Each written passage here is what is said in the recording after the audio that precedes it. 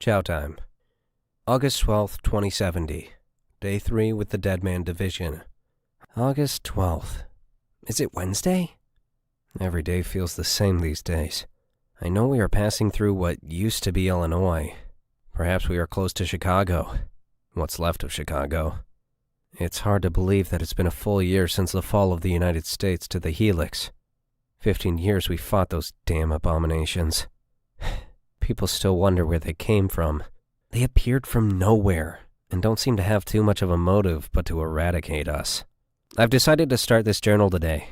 As a scientist, I feel obligated to record everything I witness for the next few months. Besides recording my findings, but my experience with this squad. The 10th Mountain Division. These days they are lovingly coined the Dead Man Division. A horrible nickname, I know. I have no choice but to blame my assignment. I'm Dr. Miranda Chavez, a xenobiologist. That's a fancy word to say that I study aliens. The Helix, more specifically. We haven't learned much from fighting them for the last decade and a half. We know they act more like parasites. They attach themselves to their host to transform their very DNA, mutating them into a mindless creature that explodes when killed, spreading spores to their next victims. Frightening.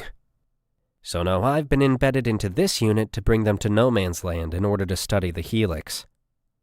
Hey, Dr. Fraggle, you awake over there? Miranda rolled her eyes. She ignored the question and continued to concentrate on her journal. Dr. Fraggle. As in Fraggle Rock? Some 1980s kid show. Lo and behold, nearly 100 years later, and the 80s still plague our pop culture. What's left of our culture anyways? Hey, Doc, did you want some breakfast? Private Collins. As annoying as he could be, he was one of the sweeter soldiers on our little skeleton crew. I'm fine, Collins. I still have a granola bar in my pocket, said Miranda. She patted her breast pocket. Besides, I don't think I can muster the fortitude to stomach another morning of veggie omelet MREs. Collins shrugged his shoulders, tearing open the packet. The squad of soldiers leaned against their scouting vehicles, modified two-person cars with telescoping, tilting wheels, perfect for making their way through the rubble of past battles. Eat up. We move out in 30. Ordered Sergeant Marks. The broad man's stern voice rattled Miranda's body, as if she was the sole target for the command. Sergeant Marks has always had a thing for scientists. I don't mean an attraction, but an enmity for us. I'm no psychologist, but I think he looks down upon us because we bring nothing to his table. Whereas I have my expertise in his enemy, the very thought that I don't carry a machismo weapon in Rambo swagger makes him cringe in his boots. It seems Collins has already rubbed off on me. If I could get my hands on a couple eggs, some fresh vegetables, and maybe a dash of salt, then I could make a real veggie omelet to write home about, Flores grumbled. He popped open the tiny Tabasco sauce that came with the MRE packet and slathered his tasteless meal with it. Private Flores used to be a cook before volunteering for this MOS. Lord knows why. The others respect him for his decision to a degree, but think maybe he was better off being a POG cook. I don't understand the animosity that my boys have against those that did not choose the combat profession. Then again, there are many things I don't understand about military life. Don't you dare bring those charms into our smoke, shouted Ito as she ripped a package of candy away from Flores. Like how bringing candy into a vehicle is bad luck. Settle down, Corporal, scolded Marks between mouthfuls of granola. He washed down the snack with a gulp of bitter coffee before checking his watch. Break's over. Get them situated, Ito. Ito nodded. She slapped her hands together and ushered the privates into their scouting mechanized carriers. Into your smokes, boys and girls. Let's get this show on the road. Transform and roll out, joked Collins. He quickly ducked into his seat as Ito glared at him. Nobody gets Collins' humor, especially not Ito. She's one of those soldiers hoping to make officer by taking the toughest, most dangerous assignments. I have to admire her tenacity. She's got guts. Miranda strapped her seatbelt harness over her shoulder, settling in comfortably behind Collins. The SMCs were only large enough for 2 seats, a driver and a passenger. Miranda had the pleasure of riding along with Collins, Ito with Flores, and Marks with Spears. Oh, Spears. Do you know those war movies where there's a poetic soldier spouting profound observations about war? That's Private Spears. He keeps to himself most of the time, always choosing to sit alone in his solace in silence. The others call him Socrates. I don't think they can appreciate the beauty that Spears brings to their world. Then again, is there much room for beauty? Fraggle Rock. The Dead Man Division made their way down a long stretch of highway that cut between the charred remains of roaming farms. A low grumbling storm churned in the distance. The SMC's extending wheels made short work of the burned cars as they crawled like spiders over the obstacles. Miranda gripped the back of Colin's seat as the SMC rattled around. Her harness held her tightly, but the jostling still made her nauseous. Colin's blaring music of The Cure and Duran Duran didn't make the ride any more comforting. "Can we turn down the music, Collins?" Miranda asked, as politely as possible, but she really wanted to take a baseball bat to the stereo. "Yeah, sure, Doc. I can't really hear the comms anyways," said Collins half-heartedly. "Thank you," Miranda sighed with relief. She leaned back in her seat as the SMC hit smoother pavement. "What are they talking about?" Collins turned up the radio. "A distress call." "Listen up, squad. We've received word that a convo was ambushed by Helix. Keep your eyes sharp and your weapons hot. There might be some still around." Mark's static voice came through. "I've actually never seen a Helix alive. I know what you're thinking. How could you have never seen one? Well, I've only studied corpses. However, I've learned a lot about their anatomy. They are built much like insects. Thoraxes, translucent wings, and exoskeletons. They are 32 inches long and have an average wingspan of 5 feet. When they attempt to take over your body, they will attach themselves to their host's back, and a needle-like proboscis will draw from the helix's mouth, then puncture the neck. From there, they will alter the host's DNA with a bacteria that resides in a venom that they produce. The entire process is all too horrifying. Our soldiers now wear a flexible Kevlar collar to protect them. They have me wearing the same. It itches, but will probably save my life someday. I'm not afraid of storms, for I'm learning how to sail my ship. Louisa May Alcott. Spears responded. The radio went silent. Always the poet. "Spears, you joined the Army, not the Navy," laughed Ito. "Clear the comms. The convoy is in sight," commanded Marks. "Circle the smokes around the trucks, and search for survivors." Miranda watched as the soldiers deployed from their vehicles, climbing onto trucks and checking the vitals of the drivers. She couldn't help but notice the armor was blackened, and the windshields had been melted. The Helix's primary offense are napalm-like liquid that spews from their mandibles. It burns all that it touches, sticking to our armored vehicles and eating away quickly at exposed skin. "Chavez!" called out Marks. Miranda jumped from the SMC and cautiously approached the gathering of Ito and Marks kneeling beside a twitching Helix. "It's alive, and still attached to its host? Fascinating," said Miranda, now running to the insect. She pulled out her camera and snapped pictures from various angles. She paused to inspect holes that peppered its back. Several bullet wounds have rendered it paralyzed, but see how the host struggles to move. "It's disgusting that you get off from this, Fraggle Rock," sneered Ito. Miranda ignored the jab and continued to study the Helix's victim. It moaned as it dragged towards her.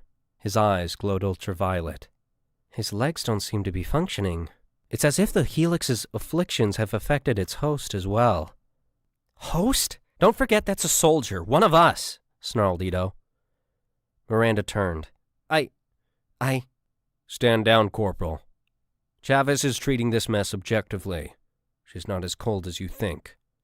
"No survivors, Sergeant," reported Flores as he walked up to Marks. He pulled Miranda back as she attempted to touch the buzzing alien. "Careful, Doc. That frag might blow up in your face." "He's right, Chavez. Back to your smoke." Marks placed his hand on Ito's shoulder. "We're on the boys. Let's get moving." "He's suffering," Ito said quietly. She stepped closer to the mindless soldier and lifted her weapon against her shoulder. "Aim for the Helix, Yume." Miranda pointed to the dragonfly-like creature. "Killing the soldier will release the spores. We'd all join his fate then." Miranda climbed into her SMC, flinching at the sound of gunfire behind her. Collins revved the engine and pulled out a CD from a gray case. Cyndi Lauper to lighten the mood? Miranda watched as Ito ripped the dog tag from the now-dead soldier. She listened as Spears came over the radio. Death remains about the one certain fact in the lives of each one of us, and there will be suffering, sorrow, and sadness next week as there was last week. Basil Hume. She patted Collins on the shoulder. I could use a bit of Lauper right now. Fubar. The gentle pattering of rain swept across the SMCs as they drove into an abandoned gas station. With their fuel low and their nerves high, they still had a little over 100 miles left to go before reaching no man's land. The three vehicles pulled up to their respective pumps. Spears, Flores, and Collins climbed out and formed a crescent formation in front of the gas station. Marks and Ito investigated the shop, well aware danger could await them inside. Miranda unbuckled her harness with hopes to have a chance to stretch her legs. They had been driving for the last 3 hours since the incident at the convoy, with only short breaks to relieve themselves or stop for a bite to eat. This chance seemed as good as any to walk around. "Collins, is anything out there?" Miranda approached the private. She looked down his line of sight back down the road. "Do you think the Helix would be this far out of the way from civilization?" Collins adjusted his flak vest to let the cool air into his chest. "I doubt there's much of anything here, Doc." "Corn," Spears said quietly. "This land used to bear corn. Now it only bears ash and death." His eyes drifted lazily into the withered fields. "Did you used to be a farmer, Spears?" asked Miranda. "It never occurred to me that these soldiers had lives before joining the military, that not everyone was sucked into the void of war. 15 years is a long time to live in destruction and turmoil. It's hard to remember what life was like 16 years ago." Spears paused. Only the sounds of rain hitting the roof of the gas station broke through the silence. "I was just a kid before the war began. Barely even 10, Flores mused, adding to the conversation. "My parents owned a diner, not too far from here. Maybe an hour to the south. I miss them." Miranda nodded to the familiar feeling of losing her loved ones in the war. Flores continued. "I never wanted to end up like them, working myself to the bone cooking burgers." He shook his head and chuckled. "Ended up becoming a cook anyways. Now I'm here. Fuck the Helix," he cursed. "I could have done so much more with my life." "Tramps like us. Baby, we were born to run," Collins said, never turning away from the road. "Shaw?" asked Spears. "Springsteen." A gunshot cracked through the air. Marks and Ito hustled briskly from the shop, their mouths covered by black gas masks. "Collins, Flores, get those smokes fueled up," Marks barked. "Ito and Spears, you're on point. Chavez, stick with me." "Masks on, boys. That gun blast is going to attract some unwanted company." Ito's voice rang out, a mixture of anxiousness and joy plastered on her face. "Times like these, I wish I was a pencil pusher. I would be in a nice, cozy office, hundreds of miles away from the Helix, soldiers, and the damn war. The only conflict would be my cat attacking my feet." "How did Flores put it?" "Fuck the Helix." Spears and Ito backed up as moaning wails erupted from the field. Zombie-like farmhands burst from the grass, clawing and gnashing their yellow teeth. A hail of bullets fired into the crowd of hosts, with each finding their mark, splattered blood and guts, releasing a swarm of dust into the air. Helix after helix were mowed down by the soldiers' rifles. Miranda could only clench her camera tightly as she snapped pictures. Fear flushed through her body, but sheer adrenaline ignored her dread by being in her first battle. "Reloading," shouted Spears. "Fall back to the smokes," called out Marks. "They're getting closer," cried Ito. Spears turned to run, but stumbled as a crawling host swiped at his leg. "Spears is down," Miranda yelped. She moved to go help, but was pulled by Collins toward her SMC. "Doc, get into the smoke. It's the safest place right now," Collins shouted, raising his rifle, preparing to give Ito cover fire. "Ito will get Spears. The mission is a wash if you get yourself killed." I felt obligated to help, to do something other than watch as Spears gets mauled. But Collins was right. My job isn't to fight, it's to study. In the long run, I help everyone win back our world. Spears roared in pain as a set of jaws crushed down onto his legs. He rattled off half a magazine of rounds, peppering the ghoul's face until it shredded into a cloud of spores. His bleeding leg ached, but was free. Ito grabbed and grunted as she hoisted Spears onto her shoulders, running sluggishly to the SMCs. "Everyone in your smokes," ordered Marks. He pulled Spears into the passenger seat of Scout 3 and swung himself behind the steering wheel. The driving shields locked down and tires screeched as they peeled away from the mob of Helix. The SMC's mounted machine guns blazed in a fury of muzzle flashes as they cleared their way through the intercepting crowd of hosts. With wild driving, they made it far enough away from their terrifying ordeal. A birth of freedom and relief welcomed them. Only no man's land stood in their way now. Charlie Mike. The euphoria of my first battle is just now wearing off. Looks like we're bowling over. I imagine to examine Spears' wounds and take account of the incident overall. I am pleased to write that my smoke buddy Collins seems to be back to his perky self. He tells me we are less than an hour's drive from Chicago. No man's land. Marks and Ito gingerly pulled Spears from his seat and onto the wet pavement. His leg was stiff and damp to the touch. His lower pant leg was brownish in color from the amount of blood that soaked into the fabric. Marks used a small pair of scissors from his first aid pouch to cut open the lower part of Spears' trousers. Spears sucked in air with a sharp hiss. His wound was already infected. "Chavez," beckoned Marks. Miranda jogged over to the trio but flinched at the gruesome sight. Spears' raw flesh was covered in a strange, pale slime.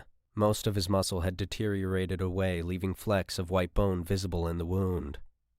"Spears won't make this trip if he doesn't get to surgery," said Miranda. She zoomed her camera sights and waited for it to focus on the corrosive slime. The host's saliva acts as an aid to break down its meal, much like we've observed how the Helix eat. Can't feel a thing, Sarge," grunted Spears. "You'll start feeling it soon. Trust me."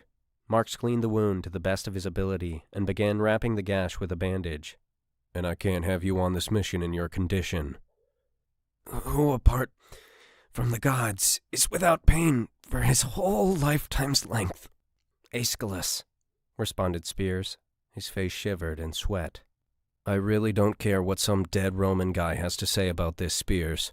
"Greek, Sergeant," corrected Miranda. Marks glared at the doctor before turning to Ito. "Take Spears to the nearest post." "With all due respect, Sergeant, this mission is FUBAR," Ito said, raising her voice. Fucked up beyond all recognition. I always found military jargon amusing. FUBAR and snafu are my two personal favorites. "Stand down, Corporal." "Spears might lose a leg, and you want to go into one of the most dangerous spots without any support for 100 miles? Ito was shouting now. Collins and Flores climbed out of their respective SMCs. "Stand down, Corporal," Marks repeated. "All because some civilian has a death wish and a fascination for these things?" Ito thrust her finger on Miranda's chest. "You ain't worth it, Fraggle Rock." "I said stand down," Marks roared. The entire squad cracked to attention at Marks's thundering voice. "You think I don't agree with you? I know that we are in for a world of shit. I know that." "You know why I know that?" Marks didn't wait for Ito's response. "Because we're the goddamn Deadman Division. We take the missions no one else will take and no command wants to give." "Hooah!" Collins cheered. "Our mission is to bring Chavez to the no man's land so she can learn something we don't already know about the Helix." Marks lifted up Spears and shouldered him. "Maybe it'll be something that can help us win this damn thing." "Hopefully." "And maybe it will just be another thing to show us how screwed we actually are." "Hopefully not." "But none of that matters, Ito. What matters now is that you get Spears some help." Marks and Ito rested the wounded Spears into his seat. "Marks, Tyler, if you don't make it out of this, Ito tried to say as she buckled her harness. "Save it," said Marks. He pulled the SMC's driving shield down. Miranda watched as Ito and Spears drove away. Marks put a hand on her shoulder. "Get your smoke. Chicago is our next stop." REM. Chicago. No man's land. We finally made it, and it doesn't disappoint. The ruins of the city was a rubbled heap from years of bombings, but where buildings once stood were mounds of concentrated material, crawling with helix and maggots coming forth from a network of tunnels. Mindless hosts, once dedicated to planet Earth, now dedicated to the aliens, roamed mindlessly over the upheaved concrete. The American forces created barricades of abandoned and charred Humvees and tanks at the entrances of the city's highways in hope to ward off anyone looking to enter the city. A derelict for humans, an infestation for the helix. The final remnants of daylight transformed into nightfall as the two SMCs reached the makeshift mechanical walls of the grim city. With them followed rolling thunderstorms. Crackling, haunting lightning gave them their only light, save for their headlights. The distant sounds of clattering and humming carried off the wind. Mark's voice broke through the eerie calmness of Scout 2. "Proceed with caution, Collins." "Roger that, Sergeant," responded the private. His voice was shaky, trying to find courage as they entered the gates of hell. "I wish Spears was here. He'd have some pearls of wisdom to get us through this." "I wish he was here too, Mono," said Flores. The SMC's engines growled as they climbed over the barricade and entered, lugging slowly through the streets. The mindless zombies parted ways around the vehicles, never paying much attention to the drivers inside. "Yea, though I walk through the valley of the shadow of death, I will fear no evil. For thou art with me, thy rod and thy staff, they comfort me," Miranda recited. She tried to hold a stoic bravery as she watched the eerie, glowing eyes pass by. "I didn't take you for the religious type, Doc," Collins said, turning his head enough to catch a glimpse of his passenger. "I used to be. Before the war. Before God abandoned us. Me? I'm not," she said quietly. "Just thought anything might help us tonight. Divine or practical." She wrung her hands until her wrists grew sore. Maybe he's still there, watching over me, waiting to show himself. Maybe I just need to trust him, like I once did. We could all use some hope in this world. It's all we have left. The pavement gradually became a soft mush, like snow but a grainy mustard yellow. The road gradually declined into a giant tunnel, of which webbed cocoons dangled from the roof of the mouth. Electricity pulsed within a thin layer covering the wall, all leading further down the tunnel. "Tell the sergeant that I have my suspicions that this will lead to the Queen," Miranda dictated to Collins. "You have your suspicions? Have we any idea that the Helix even has a queen?" asked Marks. Miranda bit her lip. "We actually have never seen a hierarchy or organization of the Helix. My superiors have only had a hypothesis that if the Helix were anything like our Vespidae, then they would also have a queen, and possibly a centralized hive.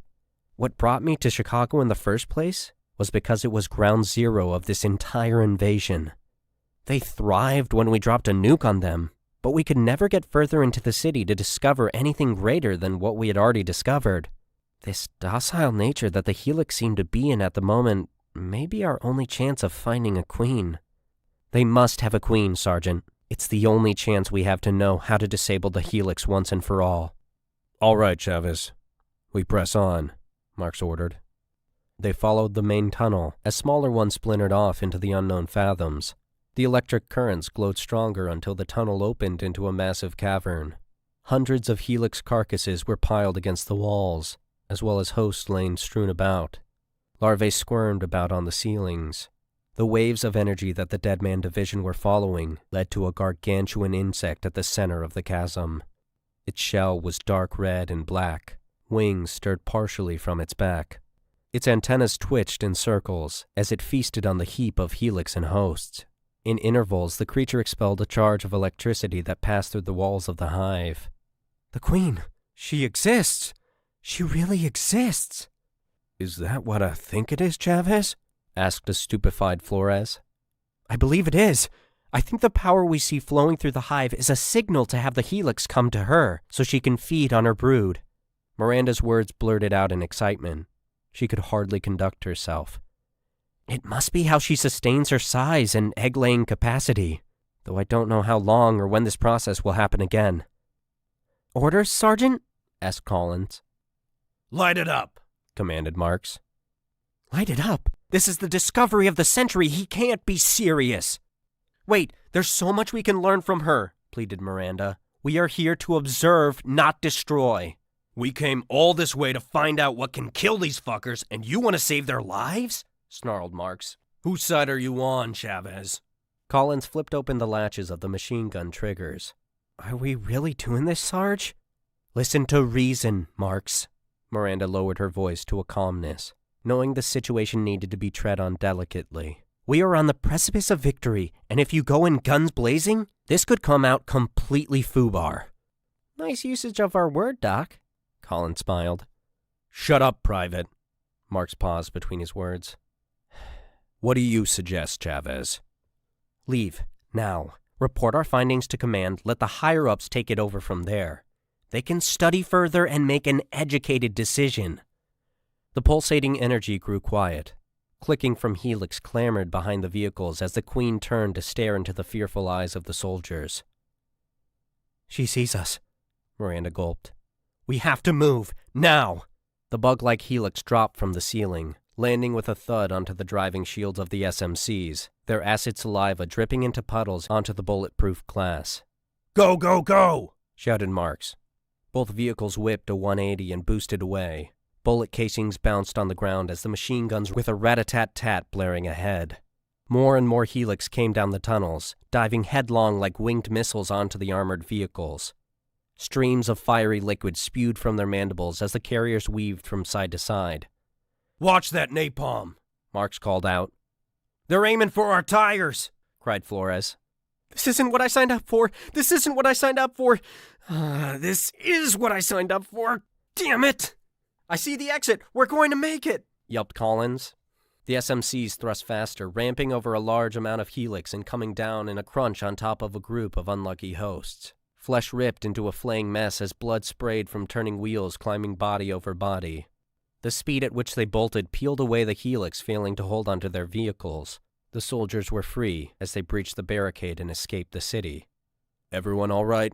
Asked Marks. Wouldn't mind a vacation, Sarge, chuckled Collins, nervously. Is it possible we can get the weekend off? And to think I left being a cook for this. Mierda, I'm an idiot, sighed Flores. You boys did good. Job well done. Let's go home. August 13th, 2070. Day 4 with the Dead Man Division. We survived no man's land. I think it's just past midnight as we head back to base. I can tell Marks did something against his gut, something he's never done before. Maybe he'll respect me a bit less for that, but he'll thank me in the long run. We've done it. We found out how to turn around this war. America fell in 15 years. Now, after today, America will get back up. Collins is playing a band called REM. It's the end of the world, and I feel fine.